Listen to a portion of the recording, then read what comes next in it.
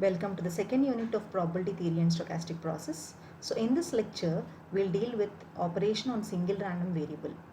Okay, so on single random variable, mathematical expectations play an important role in doing the statistical analysis. So coming to expectations, so expectation is actually denoted by E. So what statistical parameters you are going to analyze using expectation? One is the mean of a random variable and variance of a random variable. So we all are now used to using the term random variable. Random variable is a function uh, which you represent the value of outcome to real line. So the function is nothing but representing few real values. So for of the mean, so how will you calculate the mean of a random variable and also variance of the random variable and what is its significance in the real world? So coming to the mean of random variable. So coming in mean, the name itself mean, we already know that mean means it is average. So average of values. So actually we call it as frequency interpretation of mean is nothing but the statistical mean is nothing but average of all the values. So if I take some 10 values, so I have to summate all the 10 values divided by the total number n. Then we calculate the mean. In the same way, when you take it for a random variable is a function. So for a function, how will you calculate the mean? So for that, if the random variable is a continuous random variable, then it's a function. So the expected value is e of x. So e of x is denoted as, this is actually minus infinity. So minus infinity to infinity, x, fx of x dx. So x times the function. What is fx of x? It is a density function. So if you multiply the x into the density function and if you integrate it over an interval minus infinity to infinity, then we get the expectation of that particular random variable, that is mean of the random variable.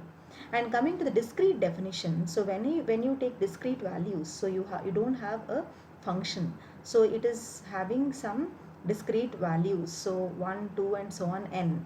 So if it is taking those values are represented by xi, so x1 x2 and so on, and each one having a probability of pi. So if I take, normally it is actually represented as a table. So when I take x1, so x1 and then its probability p1, x2 and its probability p2. You can take an example of a die experiment. So in die experiment, if suppose I assume that all the experiments conducted in the die are equally likely and they are not biased, then so for example, if I take p of what is the probability of a number 1 which is occurring on the die, then it is p of 1 is equal to 1 by 6. Okay, so like that, those probabilities. So if you have such probabilities, how will you calculate the statistical mean? So the mean is equal to pi times xi summation.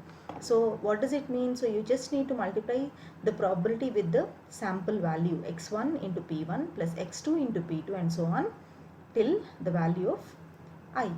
So this is actually the mean calculation for a discrete and a continuous random variable. So in continuous random variable, we'll integrate it using a function x times fx of x, the same thing, x times pi of x, that's all. And coming to the mean, so do we see, when I want to get the average population or average number of girls in this class, average number of events that do occur, so is the mean itself sufficient? No. So not you, in addition to mean, there are other statistical parameters that actually signify the performance of a particular experiment.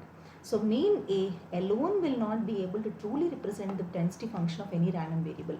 To illustrate this, consider two random variables, both of them having the same mean but their density functions are quite different. So you're just assuming two Gaussian random variables now.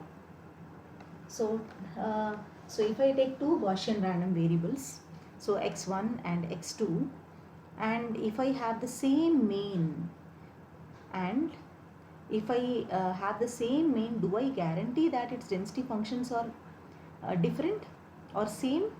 So that can be seen from another type of parameter called as variance of a random variable.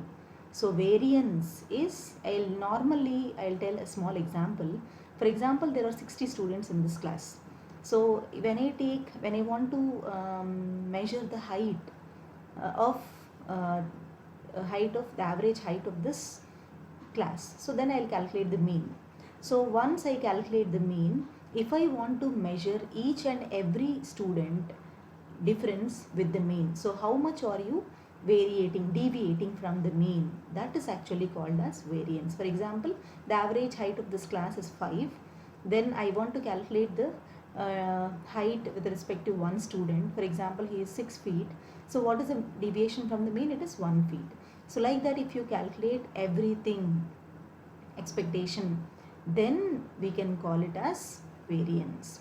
So x minus mu is deviation from mean, whereas x minus mu whole square is deviation. See, why are you taking x minus mu whole square? Because the deviation can be either positive or negative. So we don't measure the deviation in terms of positive deviation or negative deviation. So that expectation of x minus mu whole square is nothing but, so it is actually called as average square deviation of x around mean. So you have to square it up and then you have to sum it up. So it is actually called as the average square deviation of x around mean is nothing but the variance. And how it is actually denoted? It is actually denoted by sigma. Sigma square means variance, sigma means standard deviations. I'll show you the formulas in the next slide. But before that, if I have just taken you an example of two Gaussian density functions having the same mean. What is the mean over here? The mean is 0 here. Even the mean of this second function of second random variable x2, the mean is 0.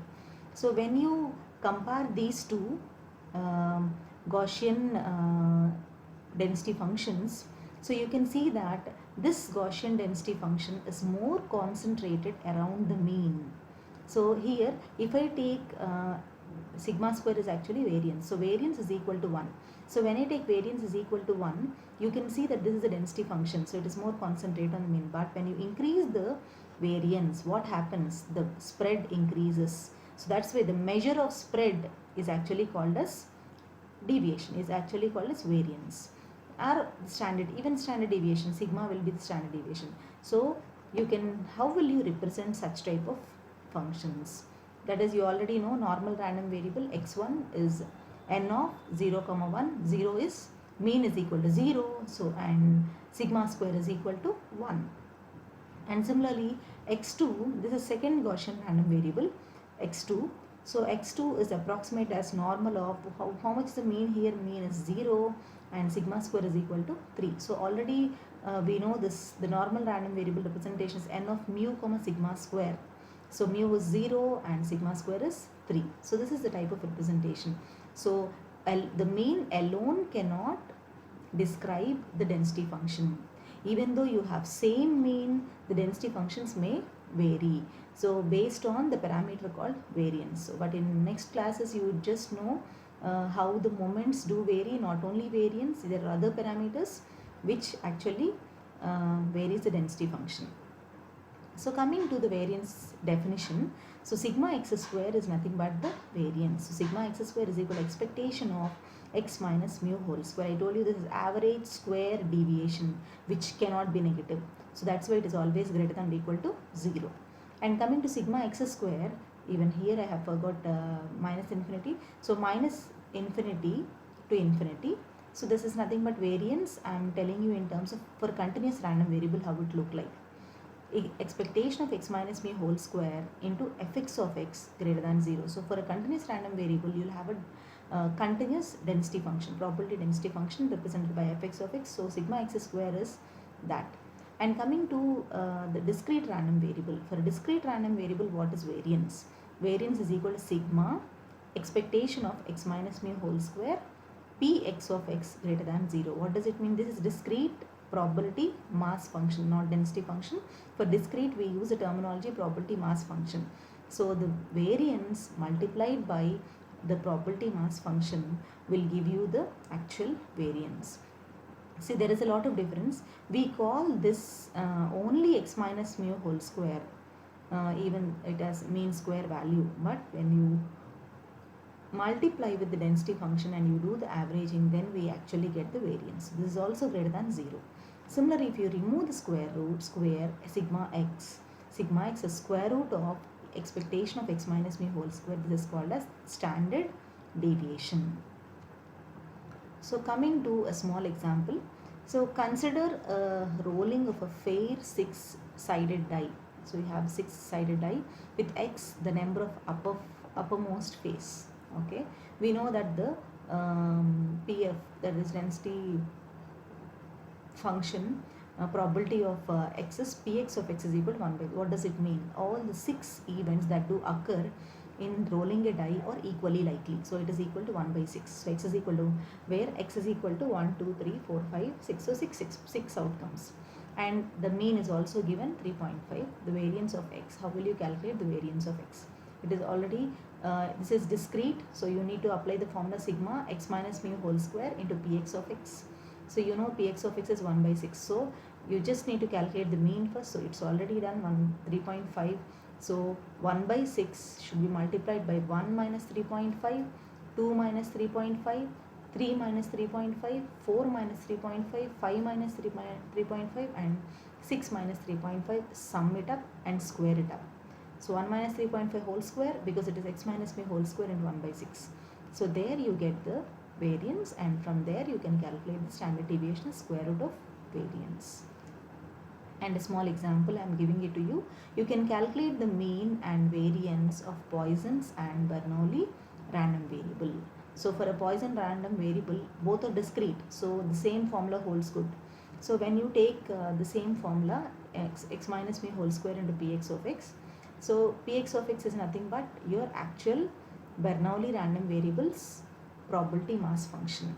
So if you remember, the probability mass function of Bernoulli random variable is p power k into 1 minus p whole power 1 minus k. So you have to substitute that here, and x minus mu whole square will be common. With this we'll end this lecture and we'll continue in the next class. Thank you.